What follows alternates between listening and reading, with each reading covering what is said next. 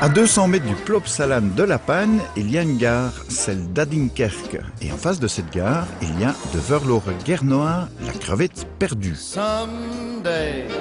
C'est un café typique, un bed and breakfast, un endroit connu par tous les locaux.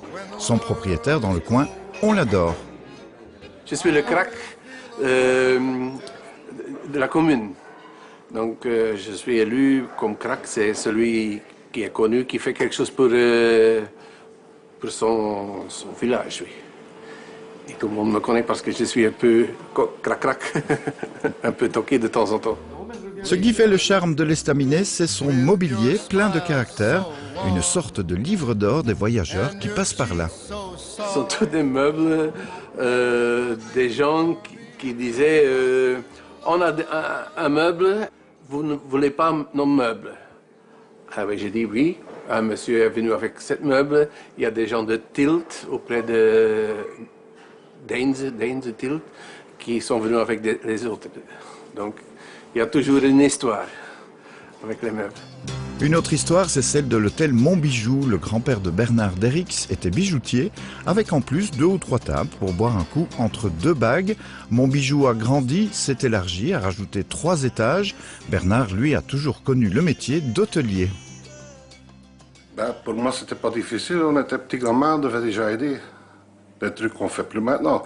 Mais quand les autres enfants ils faisaient des scouts ou du basket et tout ça, mon père disait « Ah, il va rester à la maison.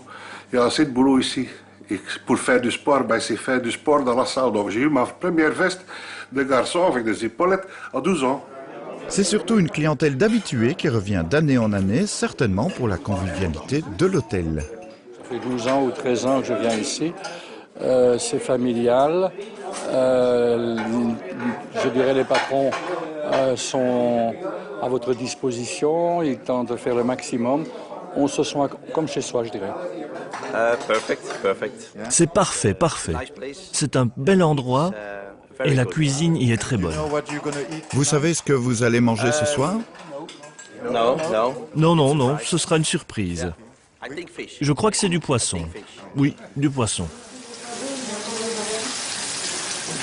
Beaucoup de sel, comme ça les gens ils en soif. Souvent on dit monsieur, on ne mange pas de poisson ce soir, on n'aime pas le poisson, vous n'avez pas une seule? Donc la sauce, c'est quelque chose que tout le monde aime. On donne pas toujours de la sauce. Hein. Tous les jours, je donne du poisson. Maintenant, c'est de la sauce. Demain, c'est du cabillaud, par exemple. C'est tous les jours autre chose. La viande aussi. Mais c'est vraiment la sauce. Et comme on n'aime pas le porc, une tranche de jambon, s'il vous plaît. C'est un chef, Bernard. Hein? Je pense qu'il prépare sa cuisine avec beaucoup d'amour. Et moi, je revois chaque année beaucoup d'habitués qui viennent. Je pense que c'est la meilleure des publicités, c'est le bouche à oreille, c'est la preuve que Bernard travaille très bien. Ici, c'est la cuisine tout simple. On ne fait pas pour la grande gastronomie, il faut être dans les trucs comme ça. Mais là, ici, c'est plutôt agréable, familial et la cuisine simple. Il y a une grande cuisine, hein, vous avez ici. Je suis un grand bonhomme aussi, je dois quand même rentrer dans ma cuisine. Pour la gastronomie, il suffit d'emprunter les tout nouveaux trottoirs que La Panne vient de rénover. La ville veut se donner un look moderne, branché, tout en gardant son style vieux chic. La preuve avec le restaurant Lunch Bar Venu et sa très belle carte. Chez moi, vous venez manger mon homard Nathalie ou ma croquette crevette. J'ai des plats très traditionnels et j'ai des plats un peu plus recherchés, un peu d'autres lieux. J'essaye de donner un peu de tout.